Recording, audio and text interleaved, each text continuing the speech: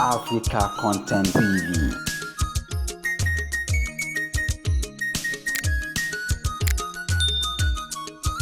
Words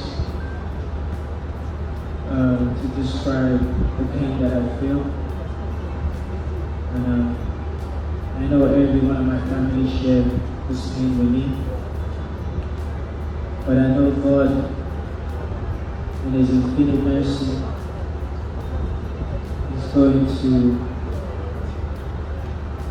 It's impossible for the pain to go away, so I'm not going to say take away the pain, but He's going to comfort us to be able to get on with the rest of life.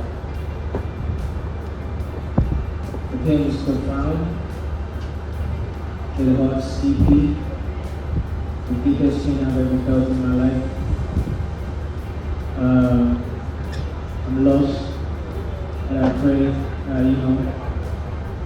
God will comfort every one of us. And I just want to say a big thank you to everyone here today. I didn't even believe I'll be able to do this tonight, but I just want to say a big thank you to my sisters, Sister Isle, Sister Lara, Usara, and my family, my dad, that I shared home, to Bose, to Pausa, my mom's sisters, and my brothers,